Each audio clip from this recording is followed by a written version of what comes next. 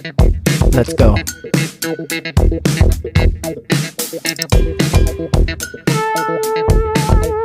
इसके लिए मैंने लिया है तकरीबन 800 ग्राम बोनलेस चिकन। इसको हमें ग्राइंड करना है।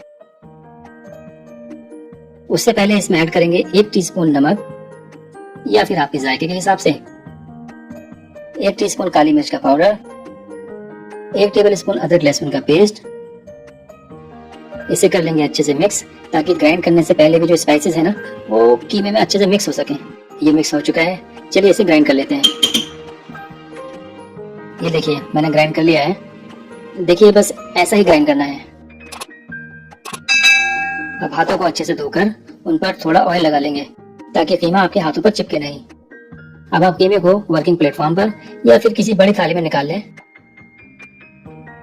अब एक इम्पोर्टेंट स्टेप जो शायद अब तक किसी ने नहीं बताया होगा, वो ये कि आपको कीमे को इस तरह से 2 से 3 मिनट अच्छे से मसलना है। इससे क्या होगा कि जो नगेट्स है बहुत ही सॉफ्ट बनेंगे। उसके बाद चिकन के इस कीमे को 15 से 20 मिनट के लिए फ्रिज में रख देंगे। तो लीजिए कीमा पीस बनाने के लिए रेडी है।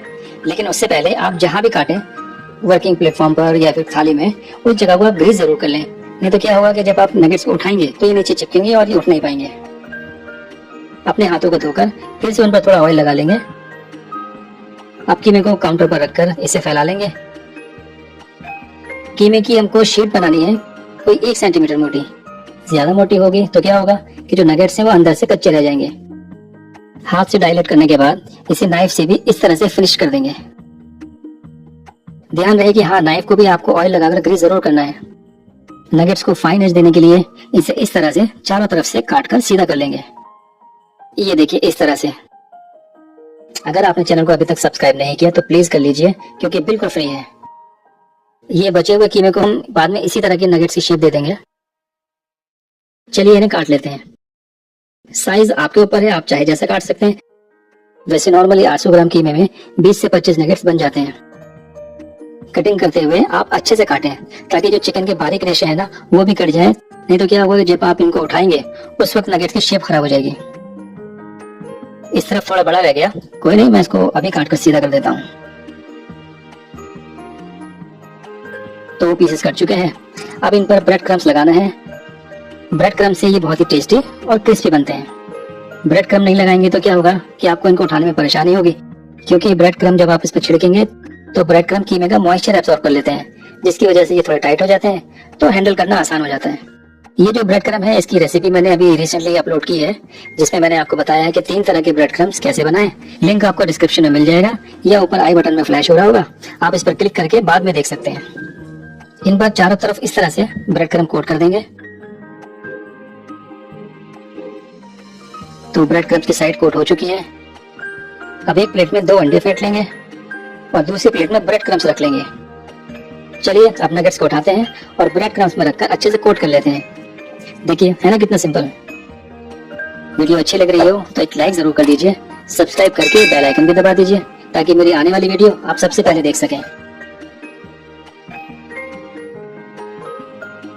ब्रेड क्रम्स अच्छे से लगाने के बाद इसे एग वॉश में डिप कर देंगे। इसको पलट कर भी अच्छे से एग की कोटिंग कर लेंगे। अब फिर से इन पर ब्रेड क्रम्स की कोटिंग कर लेंगे। 2 कोट करने से नगेट्स बहुत ही क्रिस्पी और क्रंची बनते हैं। बस आप देखते रहिए। ये देखिए ये फ्राई होने के लिए रेडी है। ये कॉर्नर नहीं बना, बट आप स्क्वायर ही काटना।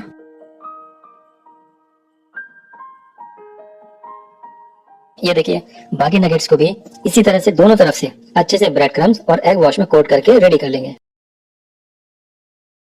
यहाँ पर मेरे पास दूसरे तरह के ब्रेड क्रम्स भी हैं, जिनका टेस्ट और टेक्सचर दोनों ही डिफरेंट है। कुछ नगेट्स को मैं इन्हीं में कोट करूंगा।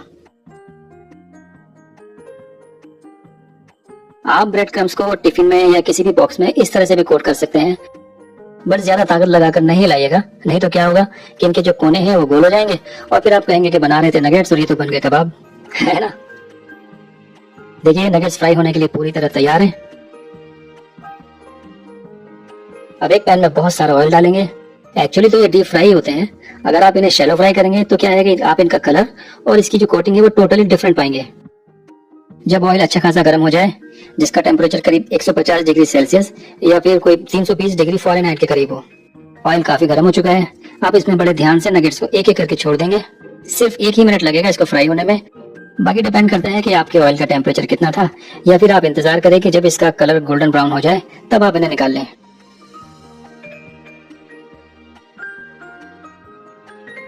बीच में 30 सेकंड के बाद इन्हें एक बार अच्छे से चला देना ताकि ये इवनली फ्राई हो जाए।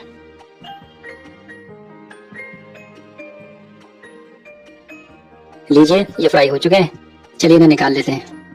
कितना अच्छा गोल्डन ब्राउन कलर आया है, क्योंकि हमने जो ब्रेड क्रम्स हैं वो फ्लेवर्ड और कलर यूज किए हैं, इसलिए इनका कलर ऐसा आया है। अगर आप व्हाइट ब्रेड क्रम्ब लेंगे ना तो इनका कलर और ज्यादा लाइट होगा।